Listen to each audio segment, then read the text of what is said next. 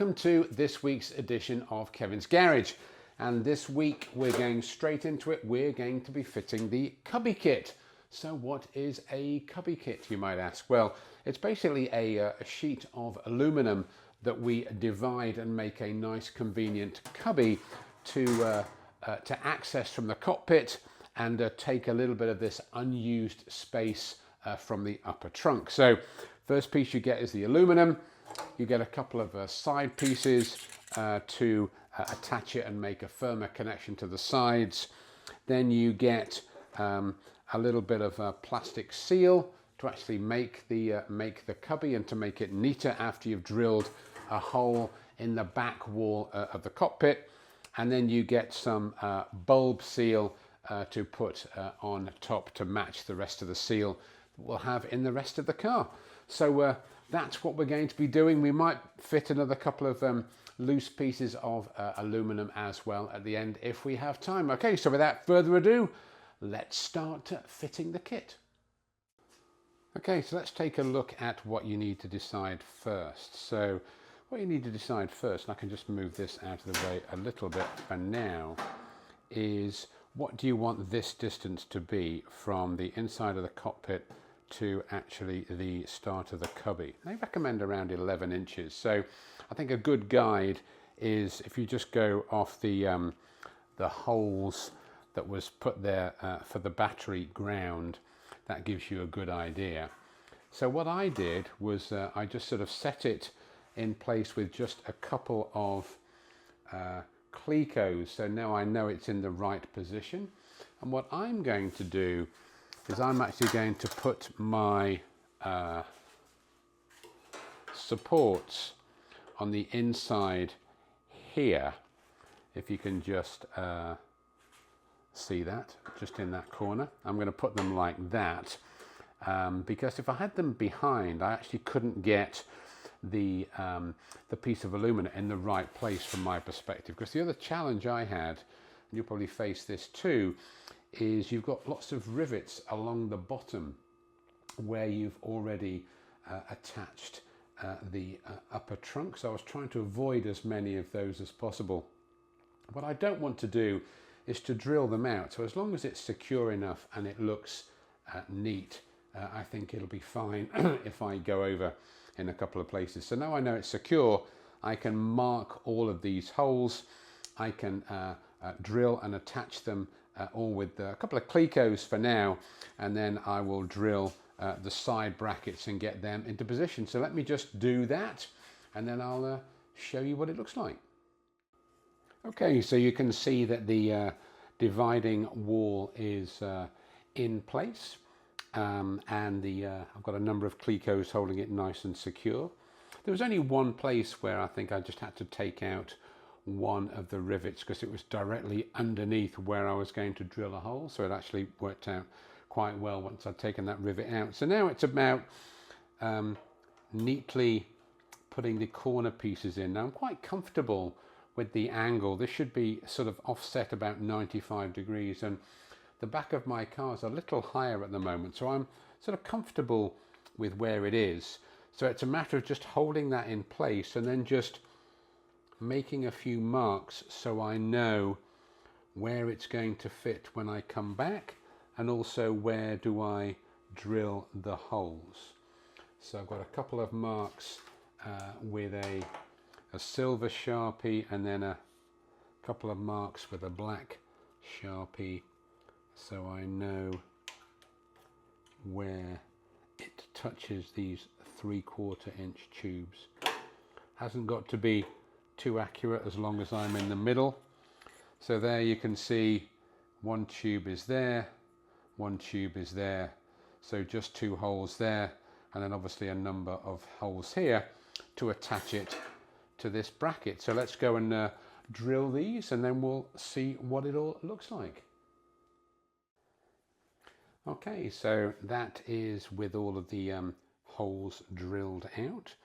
So if I just pop this back now into position, what I can do is just mark out, make sure it lines up with my lines from earlier, just with a silver Sharpie, mark where I'm going to drill the holes into the 1/4 inch, and then just with a black Sharpie mark on the main. Let's get this one right here. Okay, let's get that one again. I missed that one, I think. All right, so there all the holes are marked out, so I can drill those, drill the other side, and then start to attach, and then we'll come back and take a look. Okay, so the cubby panel is in, so let's just take a quick look through Kevin Cam. So you can see, as usual, at the base with the rivets, just put the silicone underneath, carefully drilled the holes, marked them out, and they went in pretty smoothly. There's just one area where I had to remove a rivet from underneath, but that was absolutely fine. And you can see the brackets at the side. I decided just to put one rivet in each of the other 3/4 inch tubes. There's the other side, and then just did the usual 2-inch spacing up the side. I decided to put the rivet heads on the cubby side. I just thought that was a little neater. To give you an idea, the sizing from here to the cubby was about 11 inches, and then just from this piece here to the line, that was about 8 inches. So just marking both of those just made it a little easier to make sure that the whole thing was going to be square. So right, so that's the cubby part done. Now let's start working on cutting out the hole that goes in the back plate. All right, let's do that. Okay, so here we are. We're about to start to cut out the cockpit. So I've measured everything out. So I just thought I'd talk to you about the dimensions. So first thing as I did was that I drew a line right down the middle of these two joints here, and that on my piece was like 6 3/4 inches. So then I found the midpoint and drew a midpoint line this way. So there's lots of different ways and sizes you can do this, but I decided to follow the recommendations from Breeze. So this is actually 17.5 inches long, and this sort of radius here for the circles at the end is 2.5 inches. So and then obviously you just draw a straight line, but you end up with a little over 1/2 inch at the top and the bottom, which I think is a perfect size. There's a lip at the bottom, which is good, nothing can fall out, and there's a lip at the top, which means you've got plenty of room for the plastic seal to go around the edge. So that's what it is. I'm just going to put a quick still up so you can see what that looks like in the cockpit. Right, there you are. So now I think we're all set up. So let's drill out the holes. So what I've got is I've got a 5-inch hole saw, which I'm going to use to cut both of the ends. In fact, I used a hole saw to measure this out, which is why it's a little bit sort of shaky. And then I'll just use the fine jigsaw like I've used before with the same type of setup to cut the line. So let's just get on and do that. Okay, so I'm going to put a little bit of ear protection on for this one. So what you can see is usual setup. I've clamped everything down. It's a little awkward as it's at an angle, but I thought it's the best way to get some flat clamps to keep the whole thing rigid. I've just put in a couple of little guide holes first, so when I put in the saw, then it's got something better to grip onto. So right, let's have a go. I'm going to put some ear protection on. Okay, let's see how we do.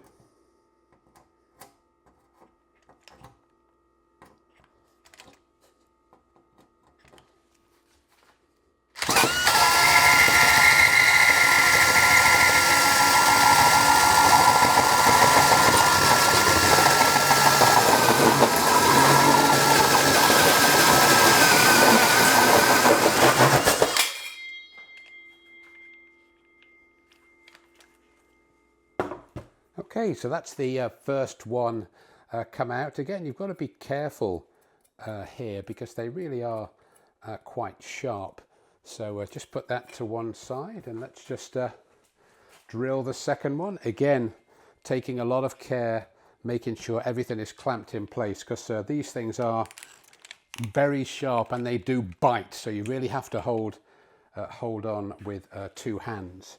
And again, wear your appropriate protection, both for your eyes and for your ears.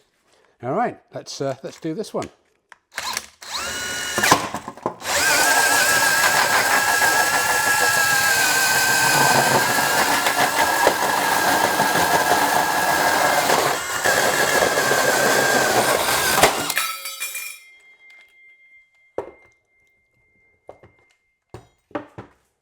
Okay, so there you have it. Okay, so now we just cut between these two lines. We can take a couple of passes to get it nice and neat to straighten it up using the jigsaw. So just like we did with the drop trunk. So I'll just do a little bit of this and then I'll show you what it looks like when it's finished.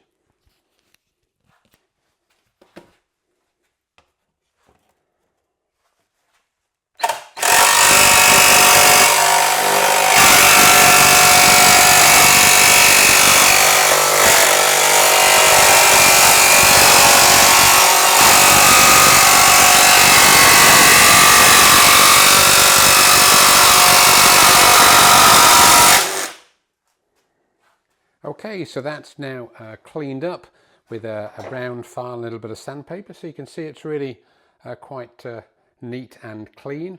And as a reminder, this is 17.5 inches across and 5 inches across this way, and it's set right in the middle. And you can start to see that when you put the trim around it, obviously it's going to have carpet on as well, you can see the type of effect is really quite neat. So I think it's going to look good. Now, one of the things I said when I started this channel was I would talk about a few of the tools, and it's quite ironic that this week the tool, and I'm just going to come behind the camera for a second just to pull out a little bit.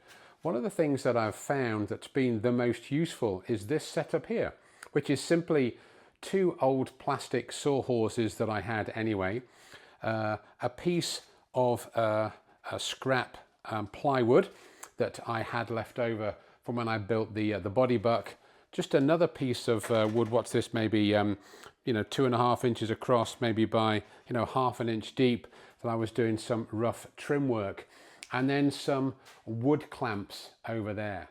And there's been so many times when I've had to use this setup, and it just keeps everything secure. So again, a very inexpensive option, and definitely something that I would urge you to think about too.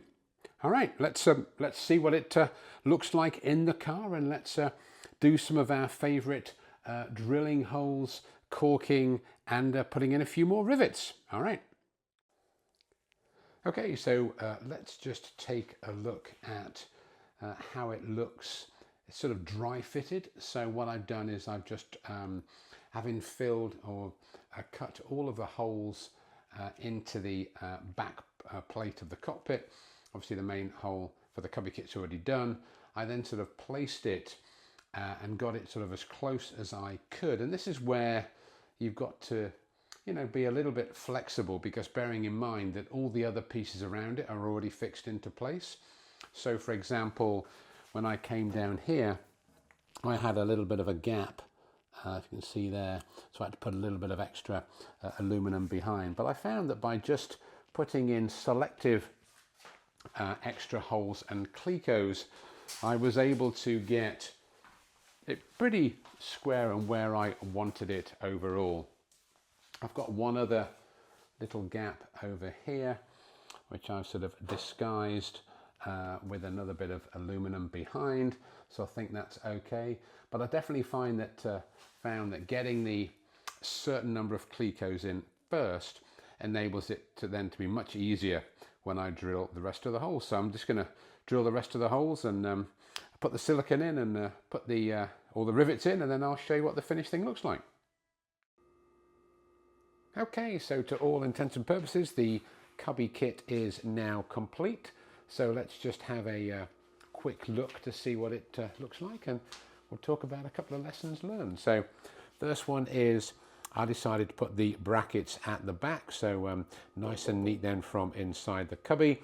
So just rivet to the two sidebars and then just choose whatever spacing you want. I decided on 4 rivets, and you can see across the bottom.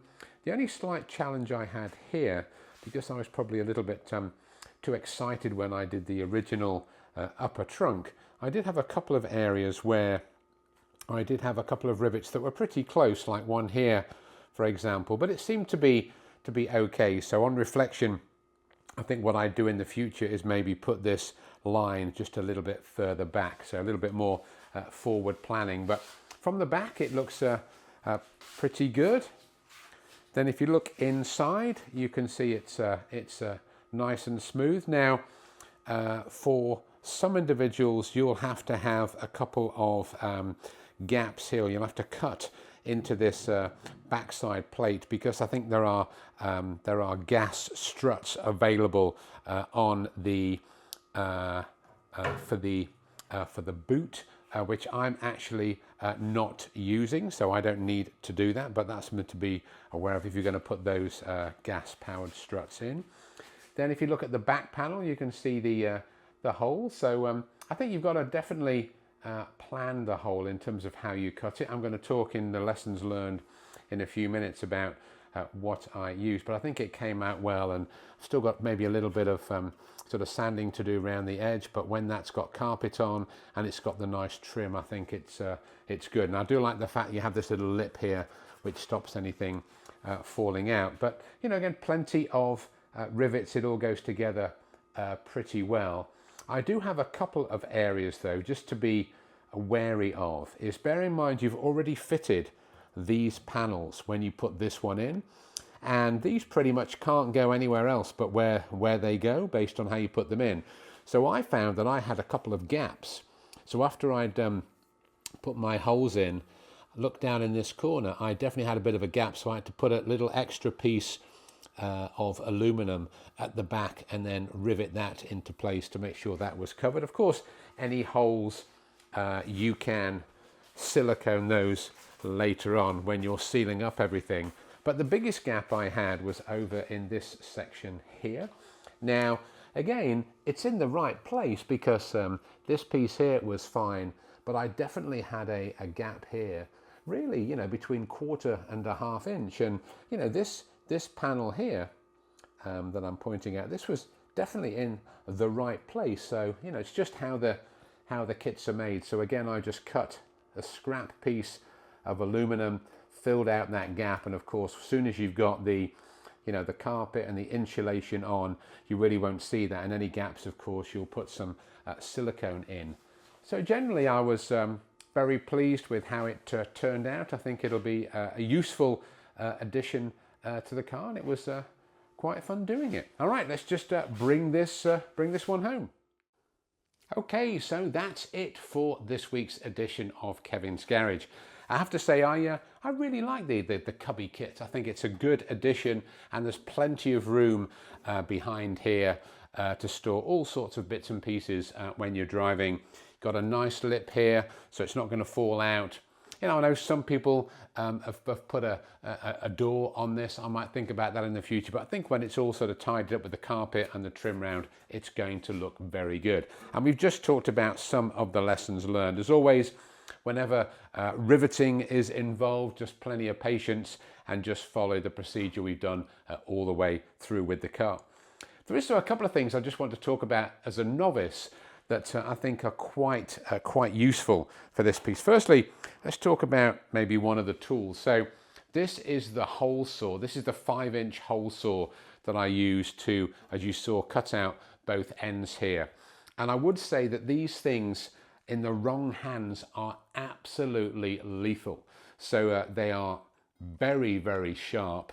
Obviously they move at an increased sort of speed, and they do jolt. So obviously you have like a pilot hole, and this follows that pilot hole.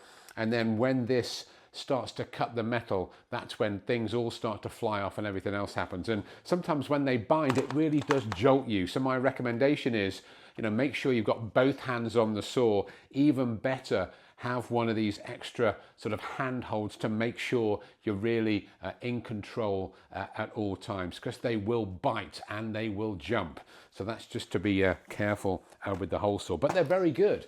They are incredibly sharp, and I think the holes came out very well. I would also urge, when dealing with metal, obviously safety glasses and protecting your ears is very important as well, because there are shards that come out all the time and also clear up a lot. If you've got pets like I have, they're always, my 2 dogs are always running around in here. Make sure you clean up, keep everything clean and tidy. All right, so that's it. I think the other piece was just around, obviously, these sort of corner pieces. Again, take your time, think about how you're going to solve a particular problem. But overall, I'm pleased to be coming to the end of the aluminum. Right, so what are we doing next week? So next week we are turning our attention to the electrics again, and we're going to be fitting the dash. So as a novice, I think this is going to be very interesting. Certainly interesting to me, hopefully interesting to you as well, because on the face of it, it looks quite complex. So what I'm going to try and do is read everything and try and make the complex as simple as possible. All right, so thank you very much. That's it for this week. As always, thanks for watching. If you're still enjoying this novice's journey, then please, as always, like and subscribe. Thanks again. Take care.